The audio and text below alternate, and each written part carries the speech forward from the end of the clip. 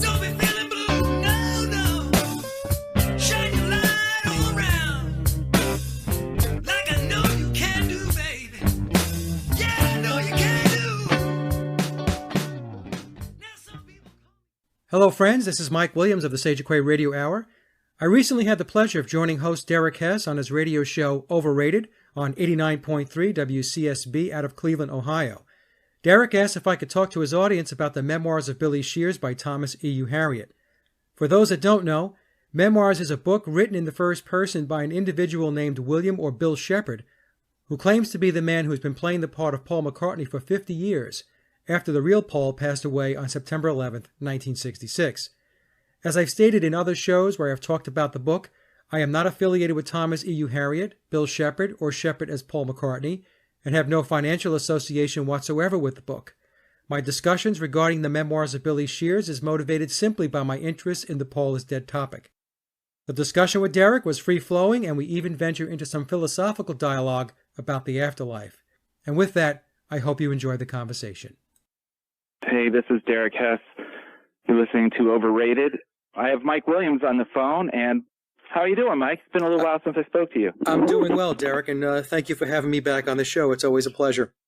Yeah, my pleasure, too. You always have something good to say, and today, getting right into it, you're going to have some stuff to say about Paul McCartney. I am talking about the rumor that Paul McCartney died back in 1966, and, that rumor crops up every once in a while, then it fades away, and it really has come back now with a fervor. So that's what we're going to discuss today, whether that rumor is true or not. Yes, and you're going to leave that up to the listeners to decide. And 1966 is when Paul McCartney was supposedly he died in a car wreck. That's correct. Yep. So there's a book that's out that has been out since 2009. The book is called The Memoirs of Billy Shears. And the author is a fellow by the name of Tom E.U. Harriot. But the interesting thing about the book is Tom is a ghostwriter. The book is actually written in first person, and the person that is speaking to the reader is a gentleman by the name of William Wallace Shepherd, or Bill Shepherd. And this person, Bill Shepherd, is telling us that he has been playing the character of Paul McCartney since September 1966. The biological Paul, the real Paul McCartney, died in a car crash, as you had mentioned, back on September 11th, 1966. And since then, for 50 years, we have been listening and watching Bill Shepherd playing the part of Paul McCartney. Playing the part of Billy Shear. Well, no, Billy Shears is an alias that was first introduced on the Sgt. Pepper album. Right. So Bill Shepherd is his real name. William Shepherd is his real name. He has a couple of aliases. He uses Billy Shears. He also goes by William or Bill Campbell. He was also Phil Ackrell of the Diplomats going back to the early 1960s, where he played with Denny Lane.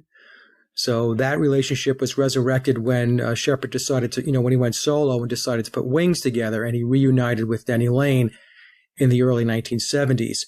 So the person that we're talking about, his real name is William Shepherd.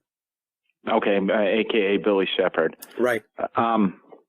Now, in 66, which record is the backwards masking that says Paul is dead? Well, is that on the White record? Yeah, the White Album. Most people are familiar with the song Revolution No. 9, where if you play the record backwards, it'll say "Turn Me On, Dead Man." Okay. But the actual clues started prior to Sgt. Pepper. The first album that Bill Shepherd played on as Paul McCartney was Sgt. Pepper. And Sgt. Pepper, of course, if you take a look at the album cover, it's a funeral scene. Prior to that, there was another album which introduced Bill Shepherd, and it's called A Collection of Oldies. And this is a very interesting Beatle album. It was released on December 10th, 1966. So that would have been 3 months after the biological Paul had passed away. And if anybody has access to that album or that CD, you could take a look at the front cover. The album is called Oldies and not Greatest Hits. So again, it was released in 1966, and this was the heyday of the Beatles, the height of their popularity in 1966. And the album is called A Collection of Beatles Oldies and not Greatest Hits. And what that album is signifying is a transition from phase one of the Beatles, which was biological Paul, the real Paul McCartney, to phase two, which was Bill Shepherd. And so that album cover has a psychedelic cover, which introduces the new era of Beatle music. So when Bill Shepherd took the helm, where the Beatles were going, they were going in a direction of psychedelic music and the psychedelic movement. So the album, a collection of oldies, actually kicks that off prior to Sgt. Pepper being released. Is that when they discovered LSD and started working that into their compositions and their music? Yeah, well, the thing with LSD is very interesting because, the Beatles started dabbling in drugs, but the person that was involved in the distribution of LSD, and this is based upon information in the book. Again, the book is called The Memoirs of Billy Shears by Thomas Hugh Harriott, is Bill Shepherd playing the part of Paul McCartney. And in the book, he states that he actually worked with British intelligence, the CIA, through the MK-Ultra program, and he was behind the scenes in putting together the Monterey Pop Festival, the Summer of Love in 1967, and he was working with British intelligence and the CIA to distribute LSD. And what they were looking for was the social and societal effects of the young people once they were under the influence of LSD. So he played a part in that, and in the book, it seems like he played a rather big part because a lot of people don't know this, but that concert, the Monterey Pop Festival, that festival was pulled together. The main person behind the scenes pulling those artists together was Paul McCartney, but the person playing Paul McCartney was not biological Paul, it's Bill Shepherd. Now, Paul, it's rumored to be that he started having dreams about his upcoming death. That's right. So back in the 1965 timeframe, let's say, that Paul was having these nightmares, and he was having premonitions of his death, and it started to become very worrisome to him. And these dreams were very realistic; they were very vivid, and so he would tell the other Beatles about the fact that he was having these dreams, and of course they didn't take him very seriously. They just basically scoffed it off and told him, it's okay, they're just dreams. But while he was having these dreams, he was also having this desire to kind of get things ready for his demise. So in the book, Shepherd writes that biological Paul was actually looking to try to figure out who could replace him when the time came that he would have to be replaced because he was no longer with us. And I've been asked before, how do we know that Paul was doing this? And of course, it's coming from Bill Shepherd via the book. And Shepherd, of course, is getting this information from the other Beatles because one of the comments I make to folks, Derek, is that we were listening to the biological Paul, the real Paul McCartney, for only 2.5 years. For the last 50 years, the Paul McCartney that we have been listening to and watching and enjoying the music of has been Bill Shepherd. So Shepherd, he's had a lot of conversations with folks. He was, obviously he was in the Beatles, and he's very, very connected. And we can get into that perhaps a little later in the discussion also. He's a very, very high Freemason, and Freemasonry played a huge part in his placement into the Beatles. Yes, let's get to that in a minute here. Now, the motive behind the imposter, Bill Shepherd, excuse me. Now, I listened to your other interview the other day on, I don't remember what the radio station was or the blog it was on. But one of the motives, which I found interesting, and I find it very credible knowing stuff about the music industry and working with it, is that Paul was one of the more popular of the Beatles, and the record labels were concerned that the sales would drop if Paul was no longer in the Beatles. Is that correct? Yeah, that was one viewpoint, that the Beatles were so popular and they were driving so much cash for everybody that was involved, including the British government, by the way. But I think more importantly is that the Beatles, along with other bands coming out of the movement back in the 1960s, the British invasion, they were Tavistock projects. So the Tavistock Institute was behind the Beatles. They were also behind the Rolling Stones. In the book, Bill Shepherd makes it very clear that the Beatles were a Tavistock project. And I believe that it was an experiment to see, at the end of the day, whether a very, very high-profile entertainer musician could be replaced and essentially go unnoticed by the majority of the public. So this was an experiment, but what were they going to do? I mean, we may never know, but what were they going to do if it failed and people figured it out at the time? Yeah, that's a good question. So let me just back up 1 second. Sure. And I want to make it clear that the actual replacement and seeing if the public would pick up on the replacement of McCartney, that was one aspect. The creation of the Beatles themselves and the whole rock movement going back to the British invasion in the 1960s was essentially social engineering. It was taking music to see where music could steer people. So we're trying to steer the social consciousness into directions. It could be any number of things that we realized back in the 1960s. It could be the drug movement. It could be free love. It could be any one of those things that Tavistock was interested in seeing what they can do via music. So very quickly, Tavistock, yeah, S-T-O-C-K, Tavistock.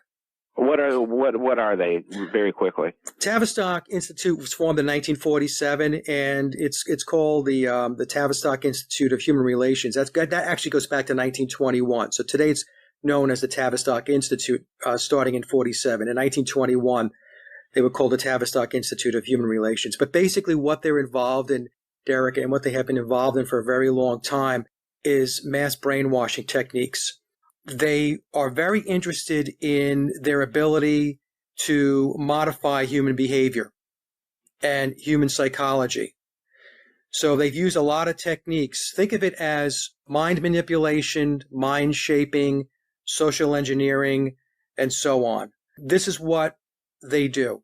Now, if you look them up on Wikipedia as an example, it won't say all this. It'll have this very generic, really nice picture of what Tavistock's involved in. But when you dig in under the covers and you get into the rabbit hole, what Tavistock is all about is mind control and social engineering.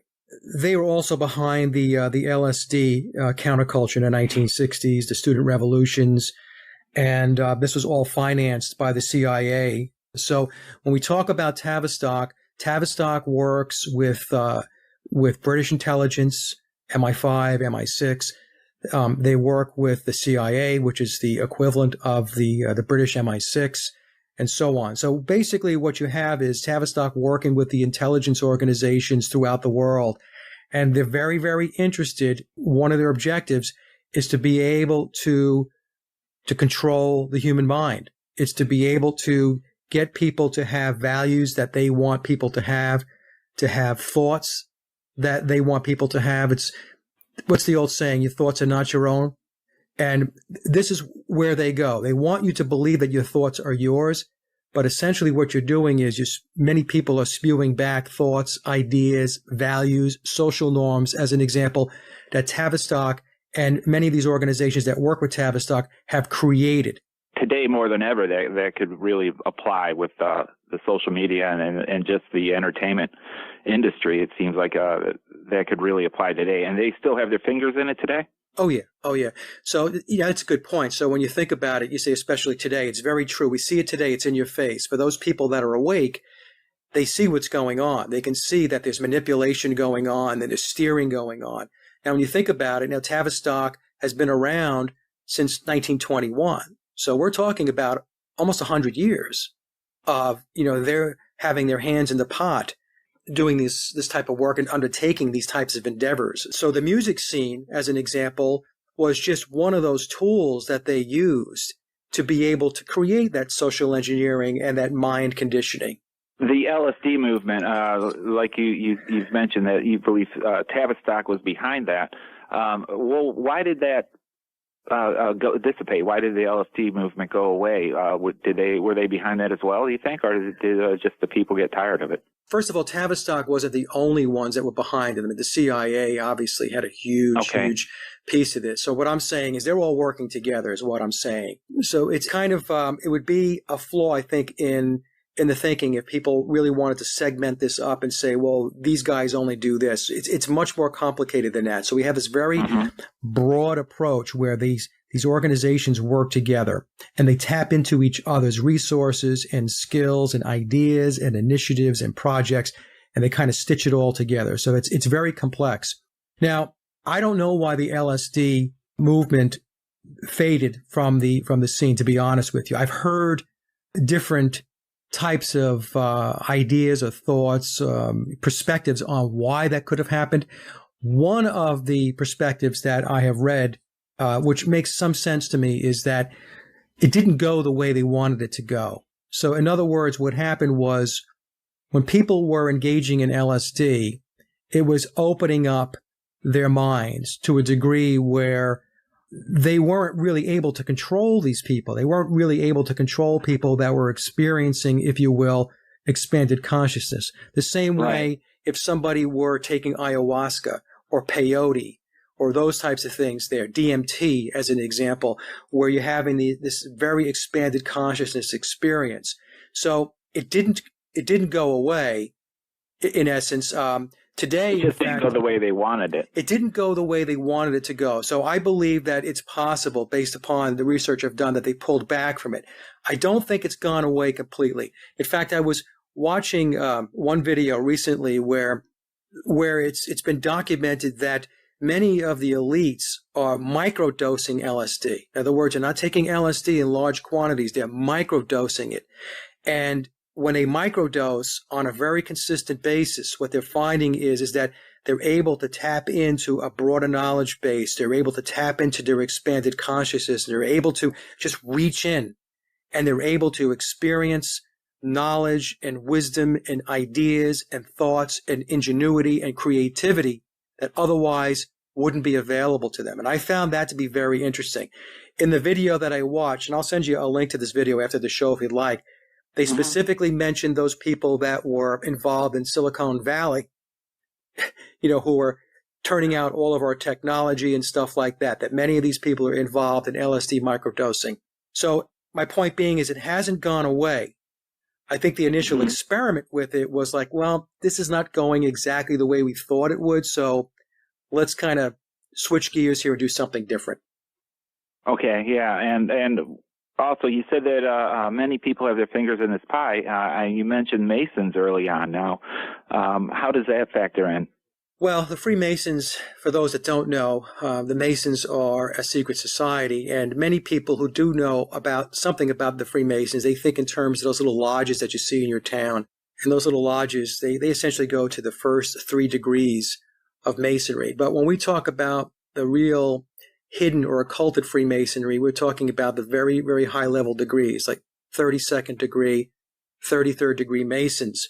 And in fact, in the book, Bill Shepard states that there are degrees above the 33rd degree of Masonry, and it was very interesting that he took the reader down that path. He himself, he readily admits in the book that he's a very high-level Mason, and the way that he got the position, the way he was placed in the position to replace the biological Paul McCartney was via his uncle, who at the time, back in 1966, was a very, very high Mason, and at the time a higher ranking degreed Mason than Bill Shepard at the time, because Shepard is 5 years older than the biological Paul Derek. So when Paul McCartney died, he was 24 years old. So Shepard was pushing almost 30 when he replaced biological Paul. In fact, many people have called this out when they take a look at pictures of McCartney in 1965. This would be the biological Paul. And then they take a look at the guy that's Paul McCartney in 1967 with the release of Sgt. Pepper. Many people have looked at those pictures and said, that guy, he looks a lot older. He doesn't look like the kid anymore. So what happened between 65 and 66 and 1967? I mean, we know people, they change their appearance, they may get a little older looking, whatever, but not to the degree that people were picking up when they looked at McCartney in 65, 66, and then they looked at this guy, Bill Shepard, who was playing McCartney in 1967. The earlobes are different. Well, the earlobes are different, the chin was different, the nose was different. There were a lot of things. He's taller. He's significantly taller than the original Paul McCartney. The original Paul was not a very tall guy, but Shepard is a tall man. So there were a lot of physical differences that people looked past. I remember growing up. I wasn't a believer in this, by the way. Paul is dead. I had been looking at these clues since 1976, I want to say, when I was in high school. And I would page in and out taking a look because it would pop up every once in a while, and I would go back and take a look at it. And I would conclude that, well, you know what? I don't think this was possible because somebody would have said something. He's working with all these other musicians. He's working with engineers. He's working with producers and so on. Somebody would have said something. And the truth of the matter is the reason why nobody said anything, and he talks about this in the book, is because the other bands like the Stones, The Who, Elton John, yes, Donovan especially. I mean, Shepard had a lot of conversations with Donovan when he first came on board and also with Mick Jagger. They were all in the same program. Was Bowie in it as well? I don't know. I would say that the whole music industry, Derek, is controlled by the secret society. So David Bowie, in order for Bowie to get where he got, had to be part of the program also. Now, that doesn't mean that these guys are all evil. It just says that they are in secret societies. They are high-ranking Masons, most likely. We'll stick with the Freemasons for now. Sure. And so guys like Bowie, Mick Jagger, even John Lennon. In the book, The Memoirs of Billy Shears, there's a chapter where Shepard goes through an illustration that John Lennon did. It's all occulted. It's all esoteric. So Lennon had to have a very good understanding of the occult and the esoteric in order to create this picture that he did. In fact, I'll send you a picture of it after the show is over so you can take a look at it. Sure. All of these guys were into this. George Martin, who was the Beatle producer, is a high-level Freemason. In fact, he was knighted also. He's known as Sir, or was known. He's passed away, Sir George Martin. Bill Shepard, as Paul McCartney, was knighted twice. Now, isn't today's Paul? Isn't he? Wasn't he knighted as well? Yeah, that's what I'm saying. Today, Paul McCartney that we see today, that's Bill Shepard. He's been knighted not just once. I thought it was once, and then on an interview I had with a friend of mine, Mark Devlin, Marcus said, Mike, he was knighted twice. So 2 times he's been to the Queen and he's been knighted. So you don't get knighted, you don't get the title of Sir unless you are in the ruling elite apparatus. It just does not happen, Derek. You and I will never be knighted no matter what it is that we do. Yeah. Never, okay? So when you get knighted and you become part of that very elite club, it's because you are doing what you're supposed to do in service of the secret society, in service to the Illuminati. So that's why they get knighted. So they get essentially rewarded for their efforts and their results. More importantly, their results. Okay, yeah, got it. And you said that he was having many discussions with Mick Jagger and about this whole thing. Yeah, he was having conversations with Jagger, and in the book he states that Jagger actually was very irritated by the whole thing because Jagger looked at it and was saying, hey, the rest of us had to really work at this. In other words, right? We had to write songs. We're out there breaking our asses, doing gigs, generating records in the recording studio and so on. And you come in and you just step into this very successful person's shoes and you're going to pick it up from here. So I think what they were looking for, I think Jagger especially was looking for, was for Bill Shepard to fall on his face. They were really hoping he would just, boom, face first into the floor. And when it didn't happen, and when Shepard was able to show that he was extremely, extremely skilled at being a musician, at being an entertainer, that their attitude started to change. In fact, in the book, he states that Elton John found out a little later because John Lennon had told him. And when Lennon had told Elton John that Shepard replaced biological Paul, Elton John wrote the song Gray Seal on the Yellow Brick Road album. And that song, Gray Seal, is a knock against Bill Shepard. It's a Paul is Dead song, okay? But later on, Shepard states that he and Elton John actually became very good friends. And again, it was because they had to come to the realization that regardless of what transpired with Bill Shepherd replacing the biological Paul, that this guy still had an enormous amount of talent. And that everything from Sgt. Pepper on, we talk about Sgt. Pepper, Magical Mystery Tour, The White Album, Yellow Submarine, Abbey Road, Let It Be, all Bill Shepherd. And in fact, Bill Shepherd became the leader of the Beatles in 1966. And in order to do this, he had to have a meeting with Brian Epstein and John Lennon. Lennon was devastated by the death of Paul McCartney. And when Shepherd was brought in to meet Lennon, Shepherd had a list of demands because in his mind, he was saying, if I'm going to do this, it has to be worth my while, because he had to change his appearance. One of the things that took place was there was an enormous level of surgeries and injections in order to alter the facial appearance, the facial features of Bill Shepherd, to transform him into looking more like Paul McCartney. And so he was essentially going to have a completely different life, a completely different persona. Now, his close friends and inner circle, they knew, of course. His family knew and so on, Shepherd's family. That was going to be a question of mine. Now, what happened if Bill Shepherd just disappeared? Or what about his family friends? Wouldn't there be like question, well, where did he go? I mean, so a large amount of people, knew about this is what you're saying then. Yeah. A lot of people knew about this. Now, let's talk about that, because I get asked that question a lot, because basically that was my question. That's why I didn't believe it at first. Like, somebody's going to rat him out, Right.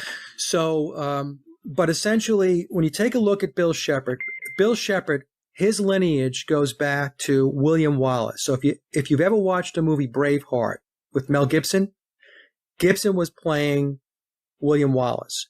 So Bill Shepherd is a Scotsman, and he has call it blue blood, for lack of another way to describe it. So he has blue blood. He has a royal lineage going back to William Wallace, the great Scottish warrior and freedom fighter for Scotland. So what you have here is you have a family that is essentially, again, this is my drawing these conclusions based upon reading the book. He has a family that's very much entrenched in this blue blood lineage and these secret societies, especially that of Freemasonry, the Scottish Rite of Freemasonry. So they're not going to say anything. His close friends and inner circle, they all knew about it. So they weren't going to say anything. In the book, he states that there were people that they did have to pay off in order to be quiet, and they paid them off. He says they didn't have to do that a lot, but there were instances and times when they had to say to people, look, here's some money, go away. Don't say anything. If you say something, bad stuff might happen. Right? Yeah, that was my next question. Even if you got paid off and you spoke up, Men in Black would track them down, you think? Or something like he that? doesn't say that in the book, but you have to come to a logical conclusion that something bad could happen, because when we think about the magnitude of what it is that's being undertaken here, it's huge. It's huge. This is not minor stuff. And when you have Tavistock involved and you have British intelligence involved, you're talking about very, very high-powered organizations and people that have a deep, deep interest in this thing succeeding. Now, the other question I've been asked is, well, what about the McCartney family? How come the McCartney family never said anything? Well, in the book, he states that he met with the McCartneys, and I'm going to run through some dates with you, Derek, which will actually make your eyeballs spin around your head, because it's going to be very, very obvious when I read these dates off that this whole thing was pretty much planned.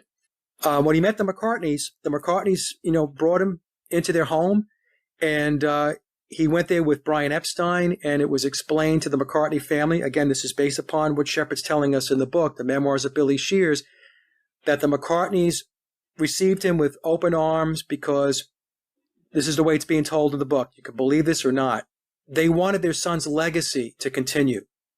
Mm-hmm. And he had come in, he brought his guitar, he was playing a couple of Beatles songs. In fact, he was doing Beatles songs prior to coming into this whole situation with replacing Paul.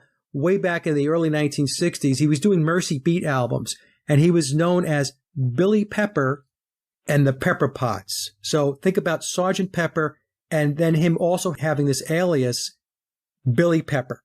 And when he was Billy Pepper and the Pepper Pots, he was doing an album, let's say, of 10, 12 songs, 6 of which would be his own songs that he had written, and then the other 6 songs were Lennon and McCartney tunes. So he was doing Beatle cover songs. So that was kind of interesting too. It was almost like he was practicing before this whole thing kind of transpired. There had to have been a very quick transition between the two. Yeah, there was then he was like preparing. He was very prepared. So let me just read you something here in the book. Sure, he states that his uncle, who was a high-ranking Mason in 1966, called George Martin on September 12, 1966. Now remember, McCartney dies on September 11, 66 in the car crash late at night. On September 12th, George Martin, the producer of the Beatles with EMI Records, Parlophone Records, receives a call from his uncle. He doesn't give his uncle's name, although I'm surmising here, I think there's a clue for us in the song Uncle Albert. Oh, okay? yeah. Okay. So he calls George Martin on September 12th, 1966, and ordered him. He ordered George Martin to have Shepherd replace Paul McCartney.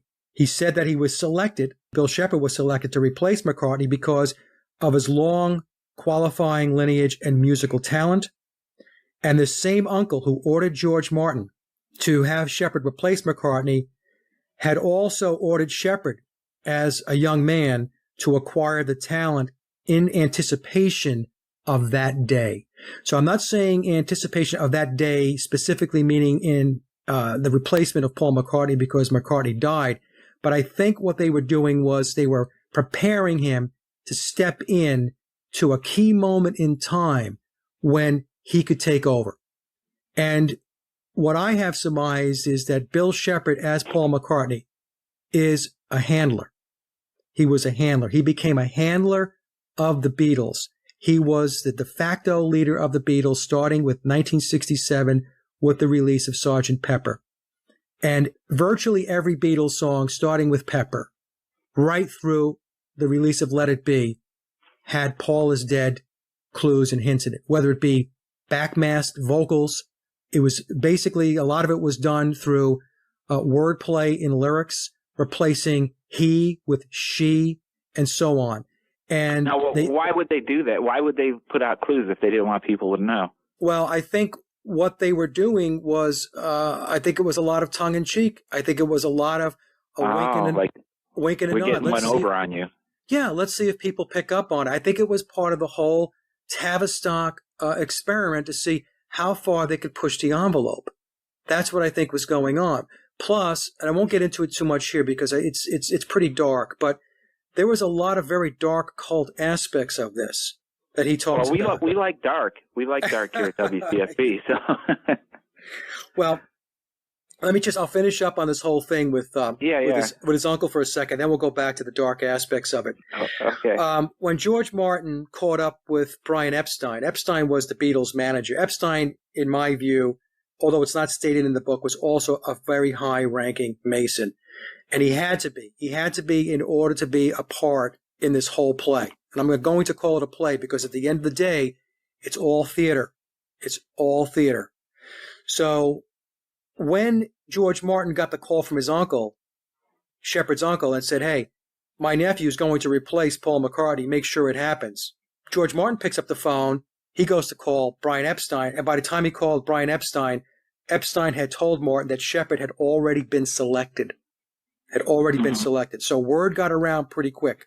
In the book, to go into some of the occult stuff, he openly discusses mysticism, including Aleister Crowley, Kenneth Anger, who was the successor to Aleister Crowley. Mm-hmm. He gets very deep into the esoteric symbolism, and he also talks about Satanism. The version of Satanism, or how he refers to Satanism in the book, is called Paulism. So it's a cult. Wow. It's a cult around the death of Paul McCartney. So in the book, though, he although he disavows Aleister Crowley, he calls it a doctrine of hate. He says he himself is not a Satanist. He explains that he only leveraged Satanism to achieve success. Now, I read that, and I thought to myself, that's one of those, I want to have my cake and eat it too discussions, right? I'm not a Satanist, but what I did was I leveraged Satanism in order to become extremely wealthy and to have incredible, enormous levels of success.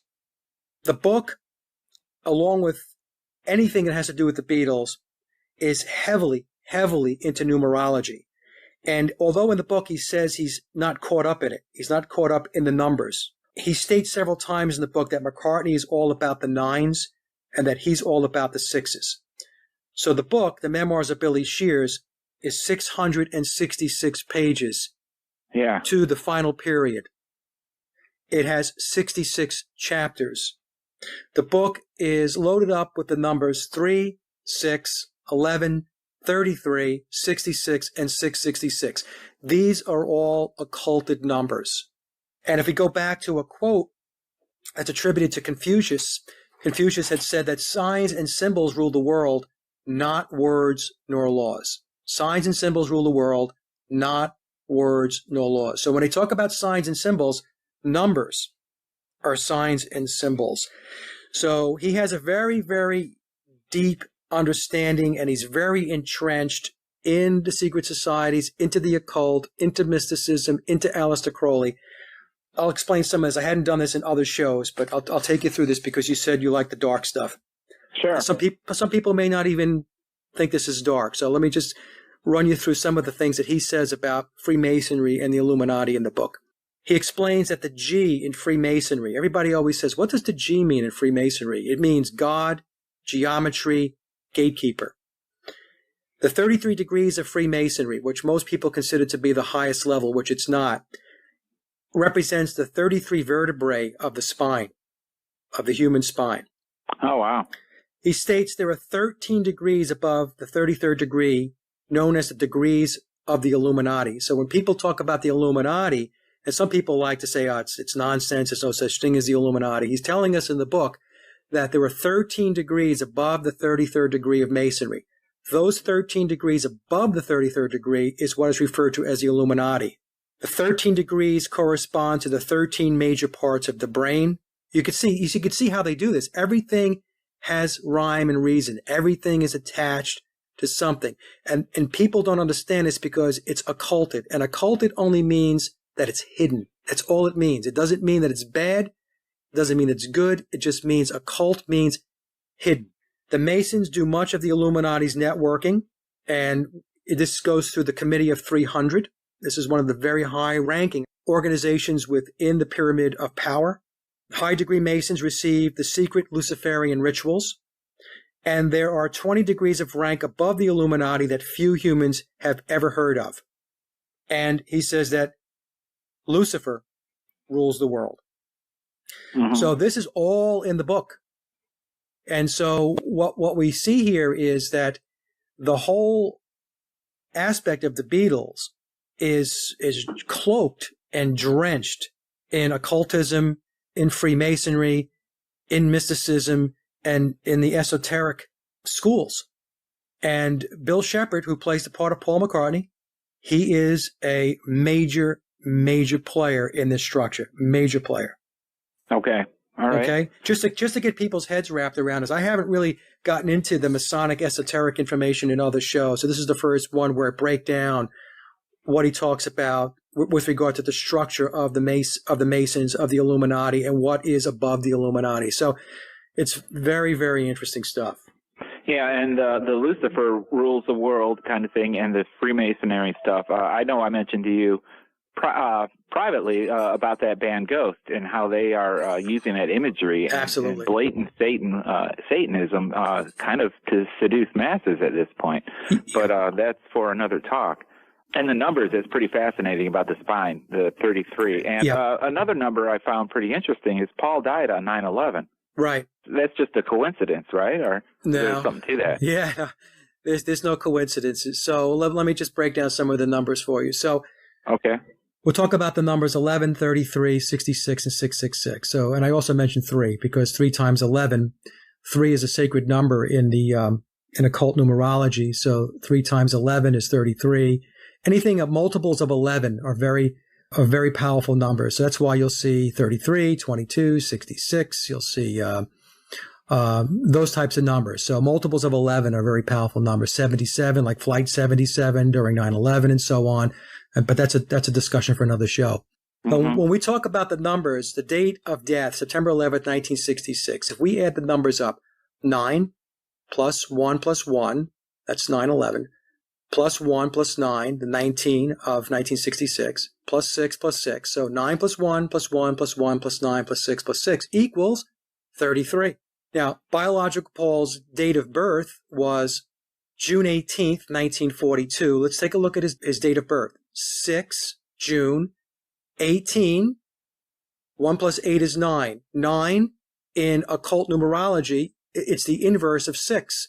So his date of birth, June, is 6. The date is the 18th. 1 plus 8 is 9. Turn the 9 upside down, it becomes a 6. In 1942, 4 plus 2 is 6.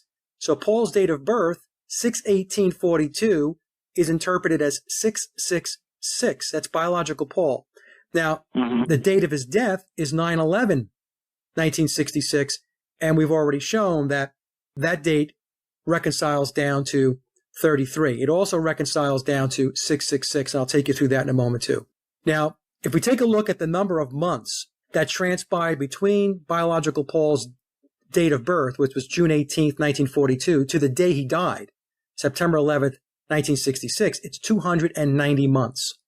2 plus 9 plus 0 equals 11. And it was 290 months plus 24 days. The 24 days, 2 plus 4 is 6. So the 290 months, 2 plus 9 plus 0 equals 11. The 24 days, 2 plus 4 is 6. 6 times 11 is 66. So that's one aspect of it. And the whole thing, like I said, it is so tied into the numbers. And the Freemasons and the secret societies, they love that. I tell people they paint by the numbers. So I'll go through the one more number aspect here because I don't want to get people's eyes to glaze over, but this one is very important. Okay. The Beatles' first album, released March 22nd, 1963, was Please Please Me. That was the first album with the real Paul McCartney, biological Paul, on it. The release date of March 22nd. March is the third month of the year, the 22nd day. 3 times 22 is 66. Sgt. Pepper was released on June 1st. That's the first album with Bill Shepherd playing the part of Paul McCartney. So that was his debut album. Sgt. Pepper was released on June 1st. So June being the 6th month, on the first day, 6 times 1 is 6. When you attach that to the Please Please Me number of 66, you have 666. So the point I'm trying to make here, again, for the folks, is that a lot of people have a hard time getting their heads wrapped around this aspect of it, Derek, is that numbers play a very, very important part of the planning, of the strategy, and the execution of those in the secret societies. And the secret societies, those are the organizations and institutions that rule. Not your politicians. Your politicians, right? They're in front of the curtain. We're talking about what goes on behind the curtain. Behind the curtain, you have all of these secret societies, of which Freemasonry is front and center. These numbers, as you said, glazing over. It's first off, it's amazing that you know all this as far as remembering the numbers. But what if they did it on on 7-2-4, and couldn't they still pull it off, or is it just like a religion to them that they have to put it together with those numbers? They can use other dates, and you will see other dates, but September 11th, when you take a look at the September 11th date throughout history, that date, for whatever reason, Derek, and I don't pretend to know the answer to this, it is a recurring date of major events in the history of man. Now, why is September 11th such a powerful date? Why is it used so often? I don't know.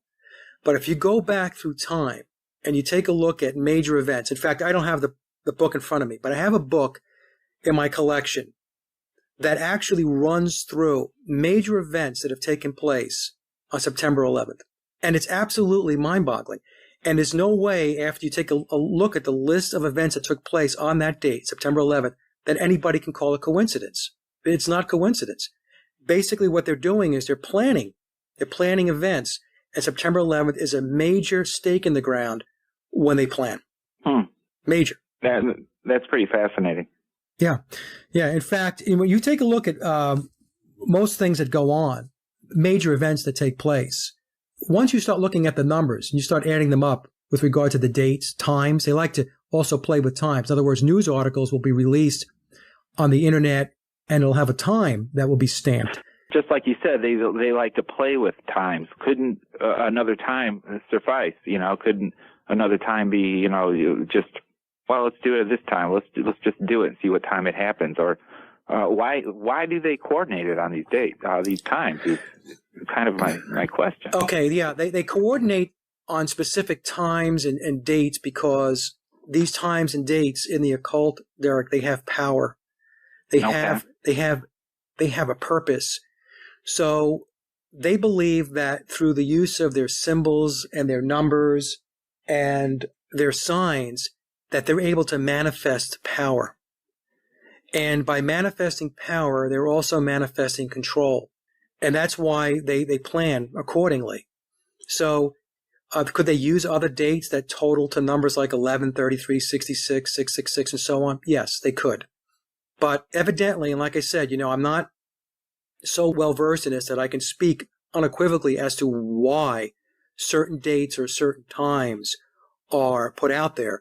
But when you look at it and you stare at it long enough, the only conclusion you can come to is that these dates and certain times have definite meaning. There's a reason why they're using them.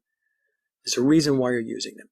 Now, Paul McCartney's his birth date and that added up to the 666. Now, what about Bill Shepard? What's his number? Well, we don't know. We don't know when Bill Shepard was born, right? That's right. Right. Yeah. He only says in the book that he's 5 years older.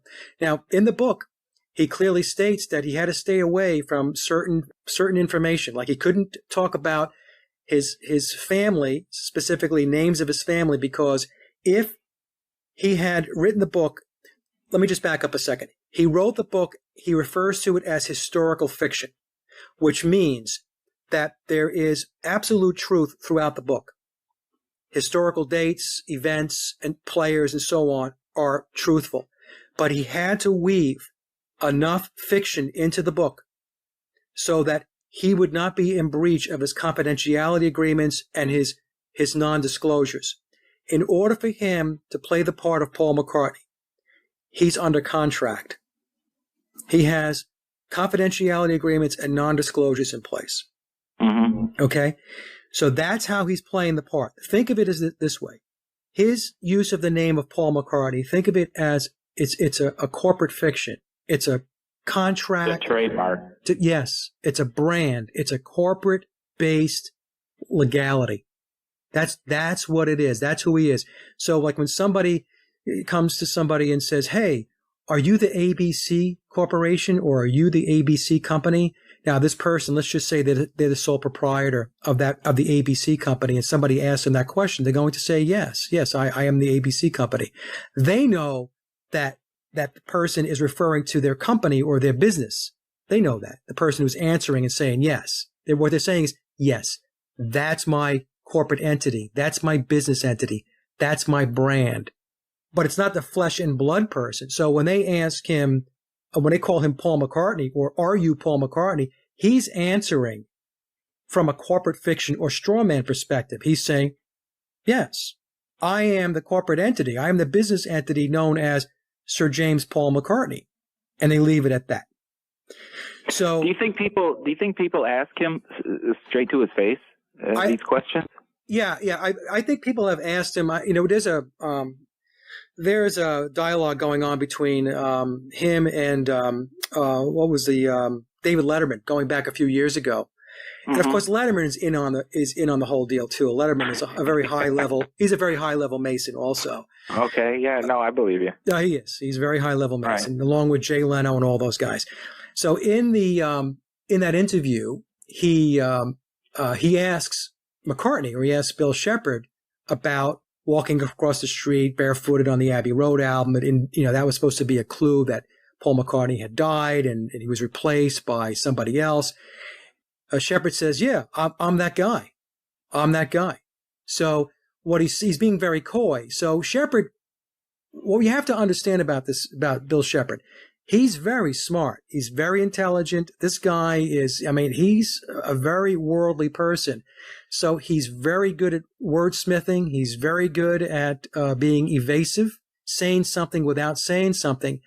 So the person sitting in the audience is going to listen to his response during that dialogue with David Letterman, and they're going to say, "Oh, he's playing along, and it's ridiculous." Oh, yeah. Paul McCartney didn't die, but what he's really saying is that, all those rumors about the guy that replaced him by a good double, a good lookalike. Yeah, I'm supposedly that guy. I'm that guy. Good way for him to deflect it. It's a good way to deflect it, right? And so at the very end of that interview, what happens is there's a sign, a hand gesture that the Masons use. And what they do is they bring their finger to their lips. It's kind of like when people want to say to somebody, be quiet, like hush, they put their finger to their lips. That is a Masonic hand sign, which means we keep our secrets. We divulge no secrets. And Shepard does that at the end of that discussion with David Letterman. And then he smiles a bit, and of course Letterman has this big smirk on his face. So right, because he's in on it, right? He's in on it. I also got asked a question about whether people like who worked with Shepard as Paul McCartney, like Michael Jackson, Stevie Wonder, whether they knew. And my take on it is yes, they knew. Again, this is not in the book, but based upon reading the book and knowing that Jagger and the Stones knew, the Who knew, Elton John knew, Donovan knew. I mean, these guys all knew. There was no way that artists with the stature and the level of success that Michael Jackson had or Stevie Wonder had, that they thought they were going into a studio and thinking that they were playing with Paul McCartney. Because first of all, there's going to be other people there. There's going to be engineers. There's going to be producers. There's going to be friends. So before Michael walks in or Stevie walks in, everybody's calling him Bill. And then as soon as they walk in, what does everybody do? Say, oh, okay, now we got to call him Paul. So I think they all know. They all know. And it's a big club, like George Carlin said, and you ain't in it. It's amazing the level of secrecy that can be kept, Derek. It's so compartmentalized in so many facets of life, so many facets of existence, that it's very hard to believe. I admit it really is. But you can see that it's not so hard to control when the people that control it are all in one big club. Right. And anybody who's not in the club, they have minor roles. Now, George Carlin, you mentioned him. If this is all true, you kind of find it hard to believe he lasted as long as he did then. Yeah, I think that what happens is there's a threshold, Derek, where an artist or an entertainer or somebody can push the envelope, and they don't worry about it too much. And the reason why they don't worry about it is because unless you are really riling up the masses, first of all, they refer to us as the profane, which means the unknowing, versus the ruling class, those that are like Bill Shepard. They are what is referred to as adepts or initiates. As long as you're not divulging information which is really, really getting too close to the core, they leave you alone. They might smack you down a little bit here and there once in a while, but that's basically it. And the reason why is because the complexities of the secret societies, the complexities of the esoteric belief systems and mysticism, it is so complicated that nobody can really ever get that close that it's going to mean something. Now, occasionally, somebody does. Somebody gets too close to something. You got to be on the radar, right? Who, me? Yeah. You know why I'm not on the radar? Because even though I bring a lot of information to my audience and to your audience, the stuff that I'm bringing forward is stuff that's already out there.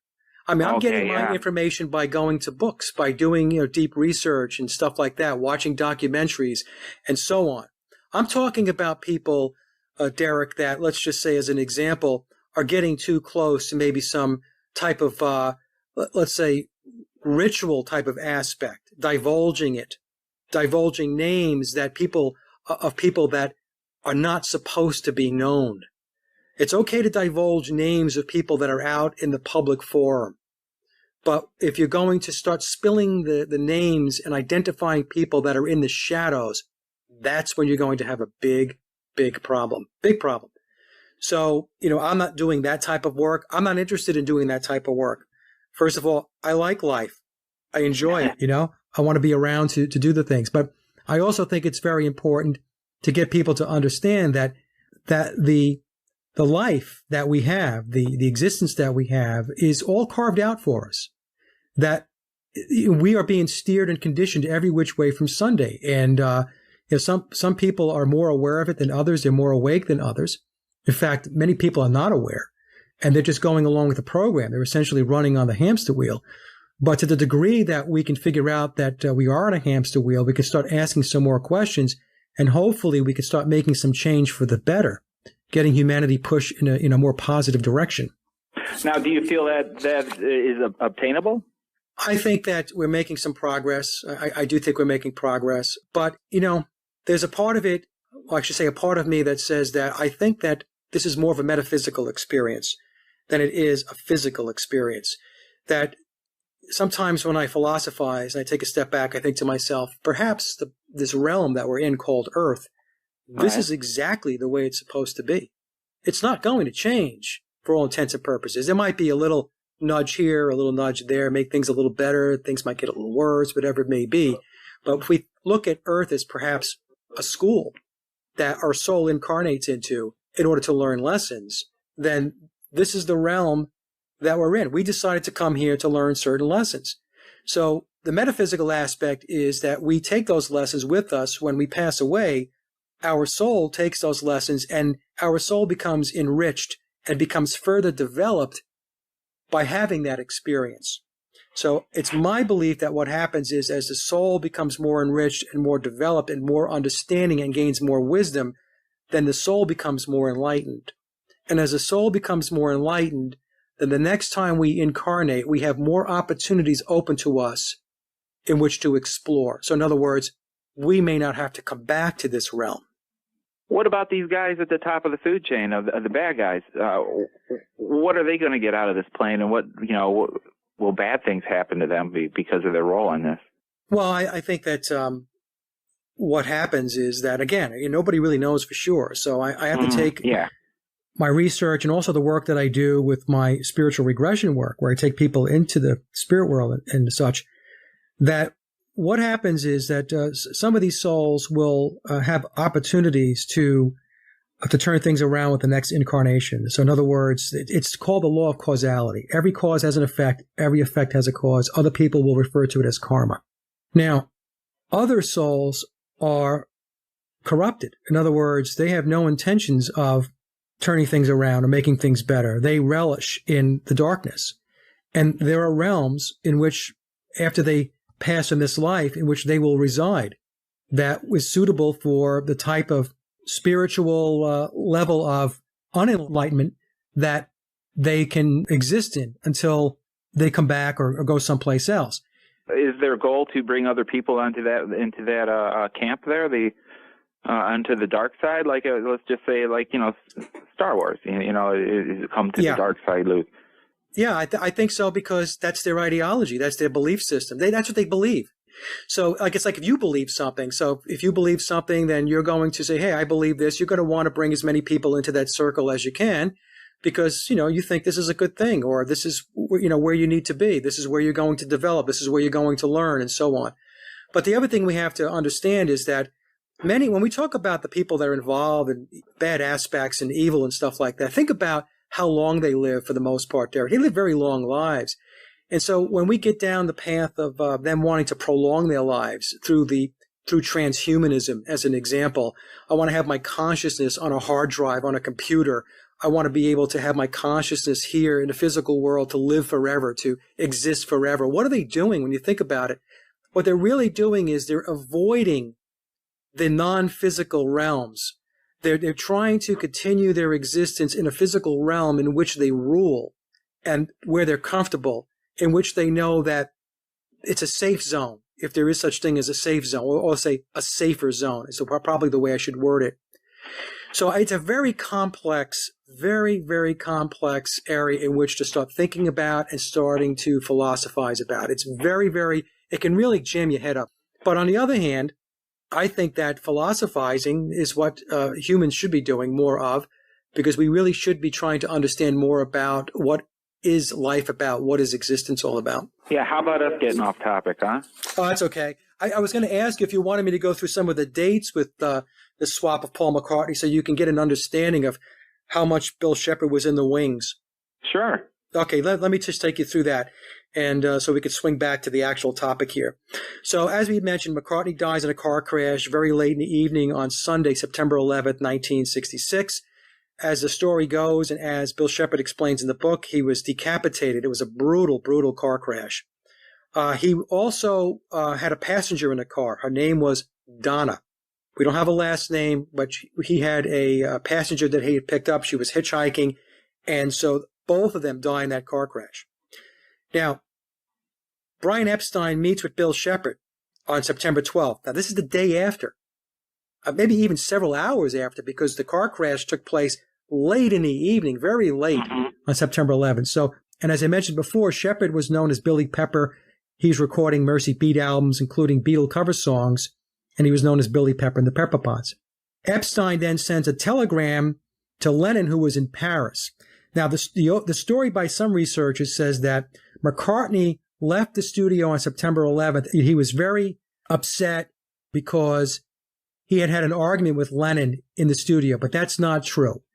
Lennon was not in the studio. He was perturbed by a discussion he had with Brian Epstein on September 11th because Epstein was handing out song allocations for the next album, and he had said to Paul, here, you've got to write 5 songs by this date.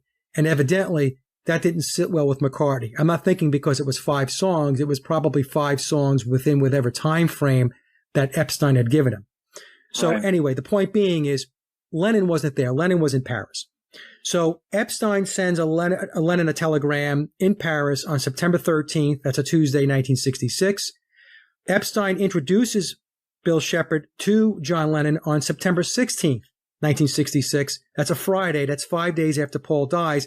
And this meeting took place in Paris, France. Now, during that meeting, Bill Shepard has a list of demands, as I had mentioned before. And one of those demands was, at the very top of the list, is that he leads the Beatles going forward. That he wanted nothing to do with any more of the love songs that the Beatles were doing predominantly up to that point. So if you go back to the Beatles albums prior to 1966, although not all of the songs were love songs, but many of them were.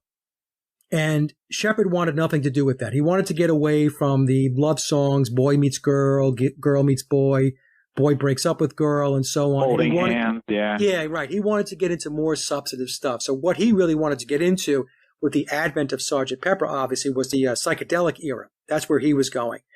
So Lennon agrees to relinquish control of the Beatles under duress. He was very, very upset about his childhood friend Paul McCartney passing away. Bill Shepard then becomes the new leader of the Beatles, and then Sgt. Pepper becomes Shepard's debut album.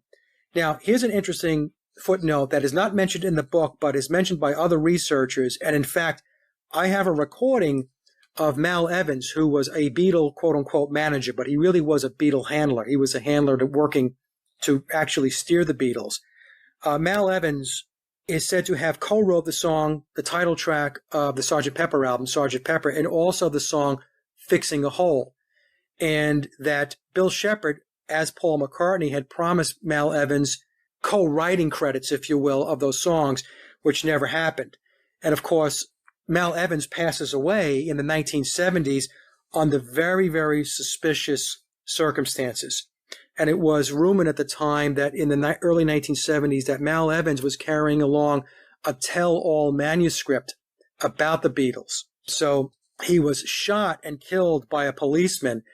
I'm trying to remember the story, but evidently he had supposedly had a bout of violent aggressiveness, craziness, which, by the way, many people said was not Mal Evans's disposition. So that whole story was kind of odd to many people that knew him, and that he was shot and killed by a policeman, and that put an end to Mal Evans's life. Then the question comes up, which many people ask, like, how was it done? How was the transformation made? Now, we talked about the occultism before and the fact that he's very much into the occult and into mysticism and into the esoteric. And I mentioned that he referred to Paulism, which is based on Satanism. Bill Shepard believes that Paul McCartney is speaking through him and operating through him through the great beyond. He believes that there's a possession in place, that Bill Shepard contains two beings, if you will. He contains himself, Bill Shepard, and he also encompasses the spirit of biological Paul McCartney. And he utilizes and leverages his mysticism and understanding of his esoteric teachings in order to manifest this coming together of him and biological Paul McCartney. He had extensive plastic surgery and fillers, and people sometimes interpret that when I talk about this as a nip and a tuck or facelift. No, it was not. Think in terms of reconstructive surgery. He also mentions in the book that there were other people that played Paul McCartney that paged in and out.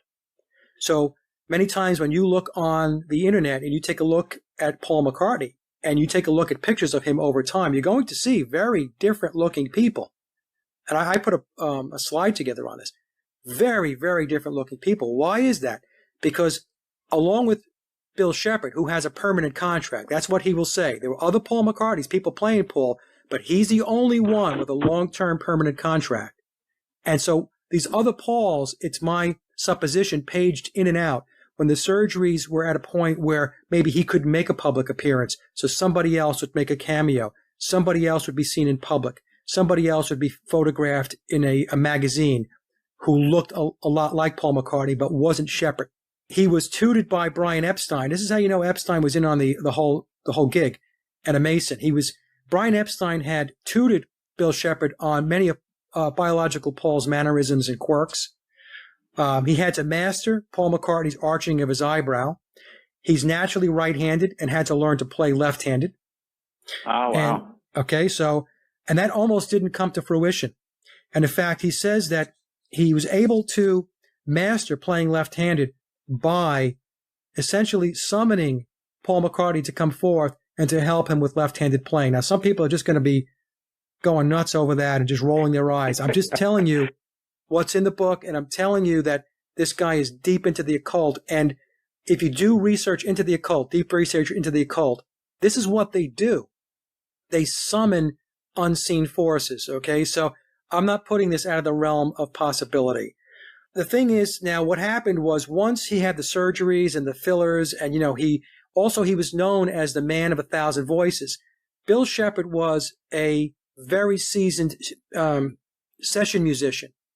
And one of the things that he was asked to do many times was to mimic other singers. And he was very good at mimicking other singers. And this is how he was able to get his voice to sound very similar to Paul McCartney. He's not an exact match. But what happened over time, Derek, is that people see what they want to see. So what was happening was presentation is everything.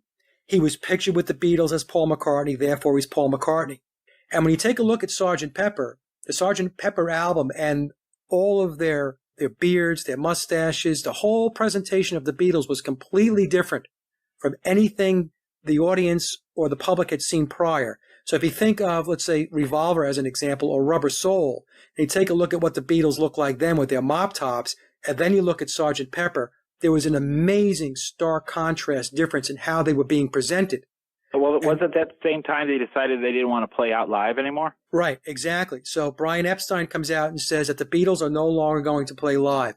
And one of the reasons why they did that was because Bill was still working on, my belief is that he was still working on his left-handed bass guitar playing, which, by the way, in the book, he says on recordings, when he records, he still plays right-handed. Okay? Left-handed is his public persona. When he plays music in the studio, he's playing right-handed. Epstein had come out and said the Beatles are no longer going to play live. And the reason for that was because, and even Shepherd playing Paul McCartney had come out in an interview around that same time frame in 1967, and said that the reason why is because, well, we just can't be creative enough, because when we're doing touring and we're in front of all these audiences and we can't hear ourselves anymore, we're stagnant, we're static, we can't be creative, we can't be imaginative, and we can't put out the type of music that we want to put out. That was the cover story. But the real reason was because Shepherd was much taller than Paul McCartney. He was still trying to get himself to be very, very more adept at playing left-handed. And quite honestly, people would have seen the difference. I mean, they would have seen this tall guy playing bass, and they would have said, well, what happened to the shorter guy? Right. Would he have a growth spurt? So a lot of that was what was going on. So very, very interesting. Also, I know we're running out of time here. He also played the character of Vivian Stanshall. of the Doodah Band. So people can go onto YouTube and onto Google, and they can look up Vivian Stanshall, and they can take a look and see that. Also, you can see a transition of Vivian Stanshall before the injections and the plastic surgeries took place. Even he changed drastically in his appearance. And also, if you go to some of my other interviews, I have a slideshow in there, and you can see where I transitioned from Phil Ackrell, which Bill Shepherd played in the early 1960s with Denny Laine, as I'd mentioned, to Vivian Stanshall, to ultimately Paul McCartney. So Paul McCartney, at the end of the day, is a character that he plays, plain and simple. And the book is The Memoirs of Billy Shears. It's written by the author Tom U. Harriet, who is essentially a ghostwriter for the person who's actually telling the story. And the reason why he's telling the story, Derek, he says in the book, is because he's old now. Bill Shepherd is 80 years old now. He's 80 years old. And he's, quite honestly, he's at a runway. He just played here in Cleveland, too, 2 nights, sold out. And everybody knows the songs as Paul McCartney songs. And if you have been playing the guy for 50 years and you wrote all the songs that this guy wrote for 50 years, I mean, there's a part of you that says, I wrote these songs. Bill Shepherd wrote these songs. Paul McCartney's dead. He's been dead since 1966. I'm the guy writing these songs. So what he's doing now is he's putting it out there in a way that it's camouflage. There's no doubt about it. It's a very soft way of putting it out there, but he's floating it out. So if you read the book, I highly recommend it to anybody who's into this topic. If you're not into this topic, then 666 pages is going to be extremely overwhelming. But if you're into this theory and this conspiracy, the book is a great read and well worth your time. Well, on that note, we're going to have to wrap it up. I just started thinking about Linda McCartney and how she plays into this, but we're just not going to have time to talk about that. Yeah, she knew he wasn't Paul McCartney. So did Heather Mills. Oh, that's right. Yeah, absolutely. Well, Mike, hey, thanks for calling in and discussing this with us and doing some enlightening. I mean, it gives me a lot to think about. And hopefully my listeners are now like pondering a little bit of what you said. Yeah. Well, like I said, it's an extraordinary story, and it's hard to get your head wrapped around. But, once you read that book, Derek, a lot of questions get answered. And I want to thank you again for having me on. It's always a lot of fun. Well, we're going to do it again. I want to talk chemtrails in the future. Oh, yeah. We'll talk about that. Okay, awesome. All right, man. Thank you very much. I'll see you, bye-bye now. Bye. When I get to